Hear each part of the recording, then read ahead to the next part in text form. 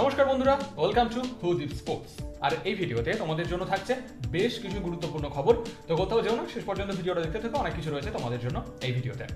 এবং ভিডিওটা শুরুর আগে যারা যারা চ্যানেলে নতুন, প্লিজ চ্যানেলটাকে সাবস্ক্রাইব করে পাশের বেল আইকনটিকে প্রেস করতে কিন্তু একদমই ভুলবে না। তো শুরু করা যাক আজকের ভিডিওটা। যদি কথা বলা যায় প্রথম খবরটাকে নিয়ে, তোমাদের জানিয়ে দিই সে খবরটা উঠে আসছে ইস্ট বেঙ্গলকে নিয়ে।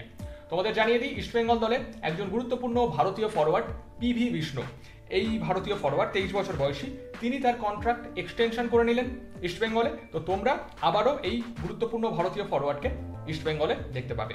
তো তোমাদের কি মনে হয় পিভি বিষ্ণু, এই ভারতীয় ফরওয়ার্ড, তিনি ইস্ট বেঙ্গলে তার কন্ট্রাক্ট এক্সটেনশন করে নিলেন, সেটা ইস্ট বেঙ্গলের জন্য কতটা ভালো হবে? তোমাদের মতামত অবশ্যই কিন্তু কমেন্ট করে জানাতে একদমই ভুলবে না। তো এই ছিল প্রথম খবরটা ইস্ট বেঙ্গলের। এর পরের খবরটা, যে খবরটা উঠে আসছে এফসি গোয়াকে নিয়ে। তোমাদের জানিয়ে দিই এফসি গোয়া কিন্তু ভীষণভাবে চেষ্টা করছে একজন বিদেশি ফুটবলারকে তাদের দলে আনার জন্য। যে নামটা উঠে আসছে তিনি হচ্ছেন 31 বছর বয়সী স্প্যানিশ সেন্টার ব্যাক পল মোরেনো।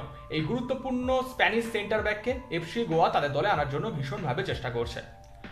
পল মোরেনো 31 বছর বয়সী এই স্প্যানিশ সেন্টার ব্যাক, যিনি কিন্তু সেন্ট অ্যান্ড্রিউর মতো ক্লাবে খেলেছেন এবং তার পাশাপাশি সাবাদেল কর্নেলার মতো ক্লাবে খেলেছেন এবং রেসিং সান্তান্দেরের মতো ক্লাবে খেলেছেন। তো বুঝতেই পারছো যথেষ্ট ট্যালেন্টেড এই গুরুত্বপূর্ণ স্প্যানিশ সেন্টার ব্যাক, সবকিছু ঠিকঠাক থাকলে আসতে পারেন এফসি গোয়াতে।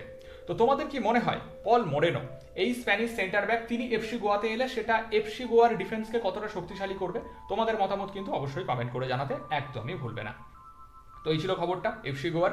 এর পরের খবরটা উঠে আসছে নর্থ ইস্ট ইউনাইটেড এফসিকে নিয়ে। তোমাদের জানিয়ে দিই নর্থ ইস্ট ইউনাইটেড এফসিতে একজন গুরুত্বপূর্ণ ভারতীয় ডিফেন্ডার 25 বছর বয়সী বুয়ান থাংলুং সামতে, এই গুরুত্বপূর্ণ ভারতীয় ডিফেন্ডার, তিনি তার কন্ট্রাক্ট এক্সটেনশন করে নিলেন নর্থ ইস্ট ইউনাইটেড এফসিতে। তো তোমরা আবারও এই ভারতীয় ডিফেন্ডারকে দেখতে পাবে নর্থ ইস্ট ইউনাইটেড এফসিতে।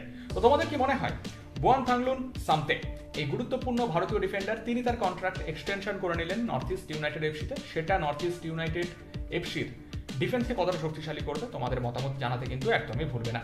তো এই ছিল খবরগুলো। ভিডিওটা ভালো লাগলে অবশ্যই লাইক আর শেয়ার করে দাও এবং তার পাশাপাশি কমেন্ট করে তোমাদের মতামতগুলো জানাতে একদমই ভুলবে না।